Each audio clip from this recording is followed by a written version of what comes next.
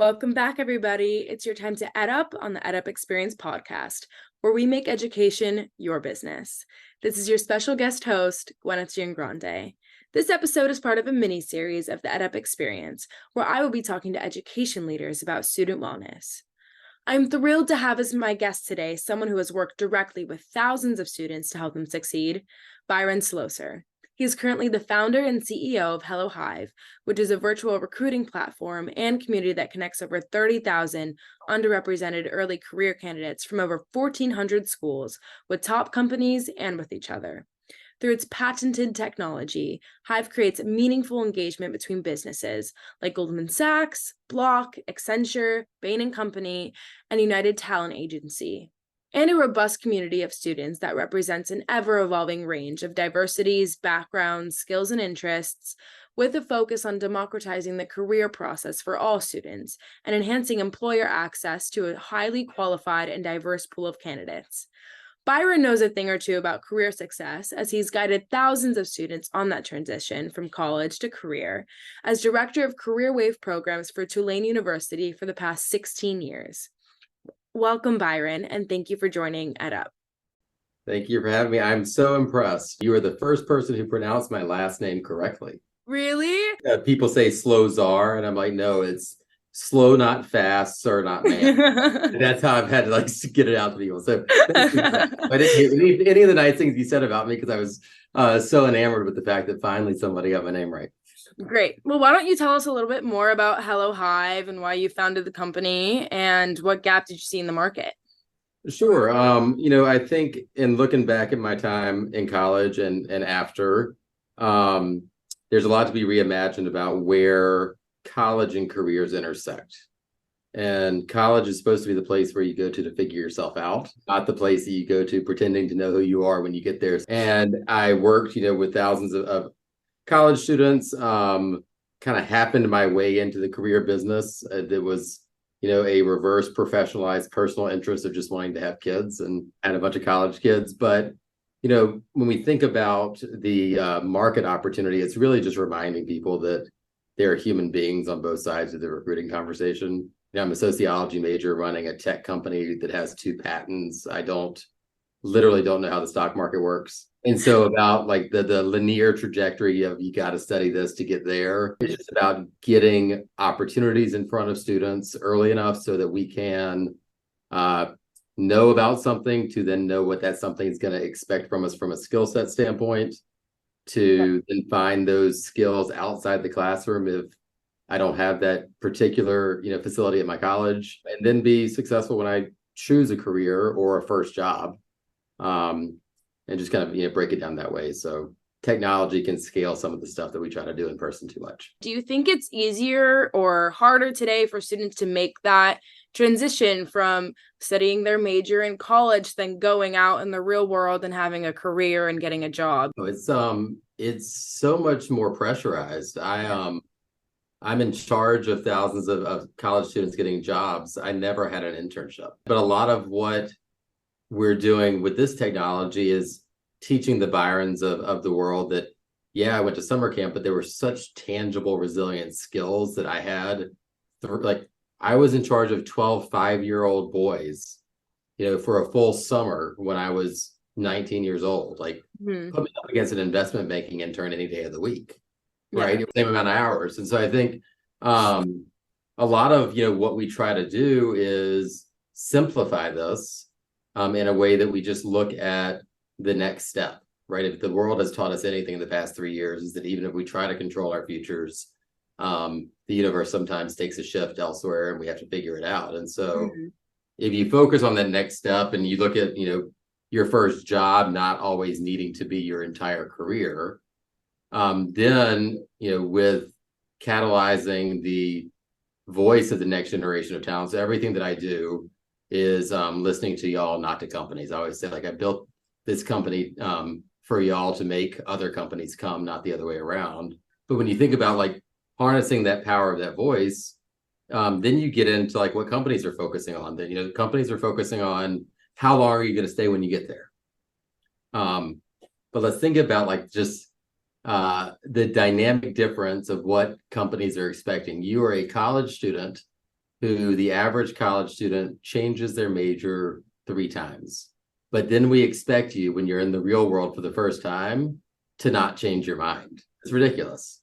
It's really thinking about what do you want to do, not where do you want to work, and making sure that y'all have a choice, every step of the way, but you're not thinking too far ahead. A lot of friends or just students that I know, they're kind of trying to apply to those liberal arts colleges where they can study many different things because they want to be able to change it. And as well as when they go into a career path, they don't necessarily know what they want to do. I know so many people who have already had internships and they're like, then they go and change their major and they don't know what they want to do. We always say, think beyond your major. It can be relevant, but really the only major that's super relevant to career success is like, a physicist has to study physics. But like I was a sociology kid, right? And so when I think about the urge or someone who wants to be an entrepreneur, which was never my MO. I kind of happened into it much later in life accidentally. But what I had in college was a position that then my first job out of college was all in fundraising. It was working for an annual fund. No one would have thought that there is actually a direct intersection between working for an annual fund and launching a tech company. Let me tell you the difference. While everyone else is only studying finance and entrepreneurship, you know how many founders have such better ideas than I did, but didn't know how to raise money, right? So it's like looking at those, not soft skills, but those things that we do just to get by, to make money, and then being able to then look backwards and say, okay, where have I garnered all of these skills? And most of the time, they're not in internships. Those are the structured pieces where we had to get creative, where we had to survive COVID and figure out what we were going to do with ourselves locked in our dorm rooms. And maybe we took a bunch of online boot camps.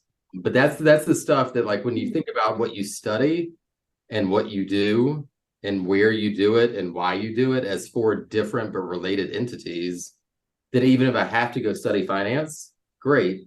But it doesn't mean that I can't go work at United Talent Agency. Guess what? UTA has a finance department, right? So there's a lot of intersectionality that I think we can get to if we broaden beyond like what we're studying. And how much do you think career anxiety contributes to student stress, both high school and college? You're a senior in high school, you're already thinking about your career. I mean, that's like, you shouldn't, like, that shouldn't be part of the conversation. You should be entering a world when you get to college, wherever you go, by the way. Wherever you go, you should have the same access to a career, be given the time to develop that out. And so I think we could normalize this a good bit, but it does take, things hitting critical mass, and it's oftentimes not healthy. I'm the worst career coach in the world. I will tell you, after your first year of college, you should not have an internship, right? If you need to make money, you'll get a part-time job, but getting into college is so pressurized right now. Like, that's the one summer that doesn't matter. No one's going to look back on your resume and say, oh, but she didn't have her internship her rising sophomore summer.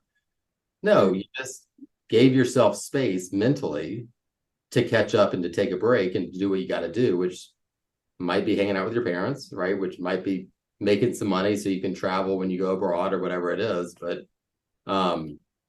really, dialing it back for a bit, because while there are certain recruiting cycles that are very aggressive, right? Investment banking, that's 8% of all recruiting.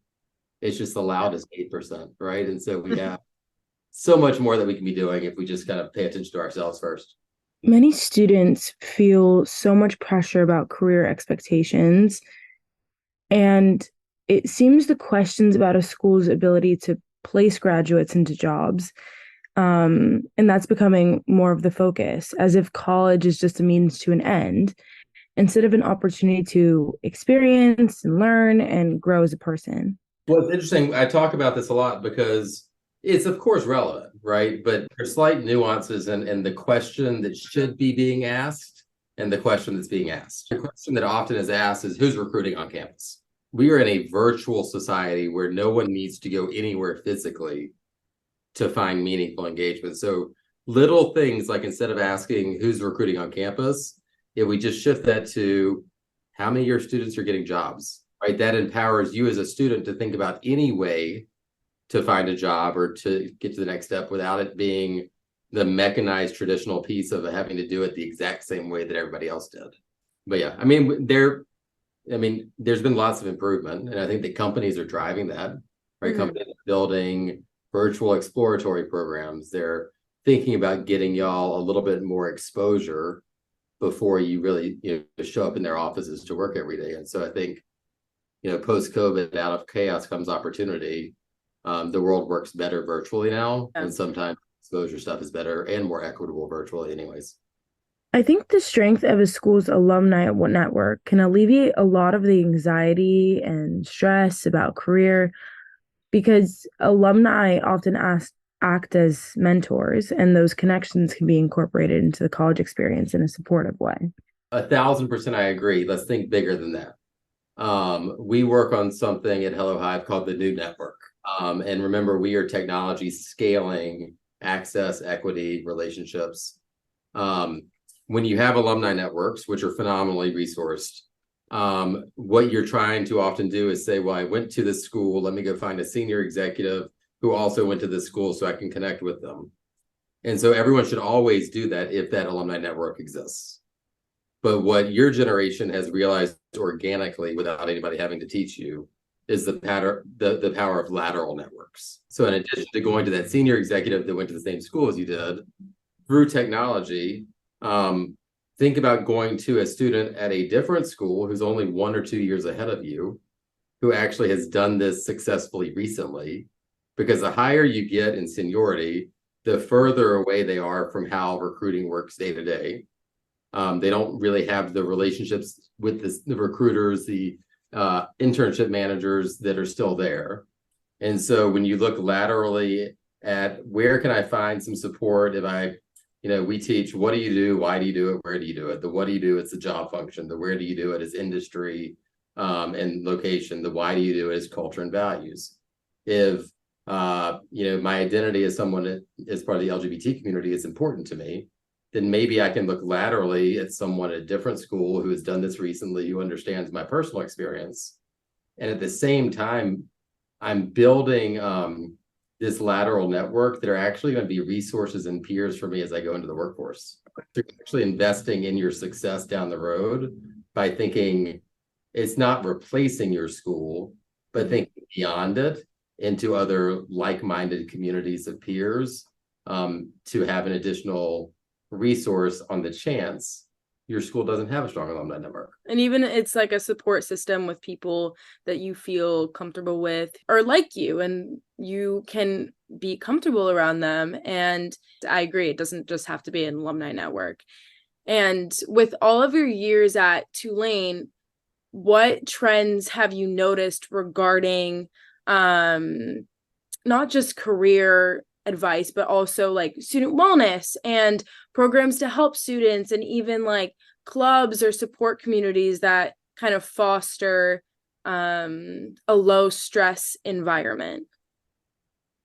I think if you can get careers on someone's radar without it being so on the nose about careers, there's a whole world of student organizations that we used to just join because we liked the thing to do, not the thing that we needed to go join so we could get it on the resume so we get a job.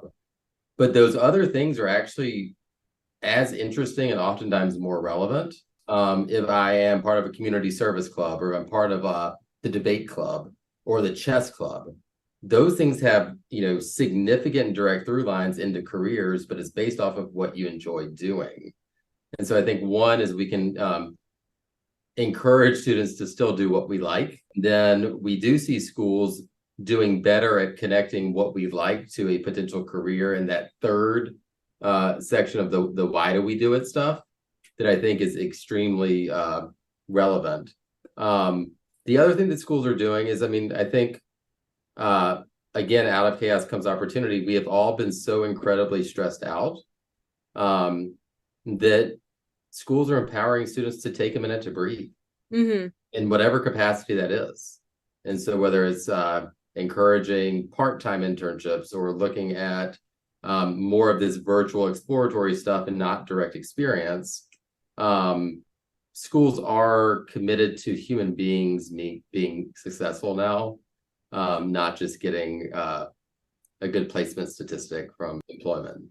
Yeah, and I think even with different clubs or interests, the having that support system really helps a student's mental health. And so, do you have any parting advice for those who are entering college? Do you think it's too early to prepare as a freshman for a career? And those who are graduating, what do you have to say to some of those students who don't have a job lined up already and are maybe stressed and worried about not having that? Yeah, I mean, I say it's never too early, but it's also never too late. The resiliency of just surviving college right now is extremely impressive. If I am, I'm a senior right now in college, and I don't have a job. What I will often say is be selfish with your stress and reserve your hustle. The amount of seniors that I see firing off applications right now to jobs that are hiring for right now, just because it feels good to apply to something. While it might feel good to apply to 200 things in 20 minutes with a quick apply button, it feels worse when you don't hear from anybody. And then you get into really where it matters. And so think about where you're headed and what that industry or company, what their recruiting cycle structure looks like. But for the most part, and what I preach all the time is, if I'm a senior right now, I'm probably not going to get a job offer until the spring. So I can do one of two things. I can acknowledge that and enjoy my semester right now so I don't get to the spring having hustled so frantically that now I'm exhausted when the hustle really matters. And I look back and I say, wow, I just wasted the fall. Or I could just say that Byron was right. Hang out and have fun right now and take a breath, and maybe do some general networking and knowledge building, but really save that aggressive hustle for when you know you're going to need it. And most likely it's going to be for companies that are going to look at you from March forward, because now you're in transactional availability to where when they interview, by the time they hire you, you'll be out of college. Yeah. But know where you are, and also know that the majority of us don't have jobs the minute we get out of college. Easier for me to say than for y'all to hear. No, I think it's great that people are gonna be able to hear, and it's kind of comforting and reassuring that you don't necessarily have to know where you're going, or if you don't have a job lined up, then it's okay. You will find it. And let me do with this. I'm gonna take you through, even if you think you know where you're going, I'm just gonna give you maybe 5 steps of my career that ended up running a tech company. All right. Originally from Louisiana. First job out of college, working for Abercrombie and Fitch. Second job out of college, working at the annual fund at Tulane. Got stuck in New York the weekend that Hurricane Katrina hit in 2005. Ended up working for Joe Biden as a fundraiser. Had an early midlife crisis, joined the circus. I was a flying trapeze instructor for 1.5 years. I then went back to Tulane in career services, and I went into running a tech company. So nothing about that made sense, except the fact that I was actually conditioned and built to sit in the passenger seat, not the driver's seat. And I was okay with that. And I was able to observe and just focus on the next step, not the third next step. So as all this pressure kind of, gets to y'all, we're really not in that much control that we think we are. And existing through change, I think, is the most important thing to know how to do. No, that's great. Well, thank you so much for joining me today. Thank you for having me. It was nice to see you. Great conversation. Yes, it was nice to see you. Ladies and gentlemen, you've just EdUp'd. Please follow me on Instagram at the Zen Student Wellness and visit my website, thezenstudent.com. Have a wonderful day.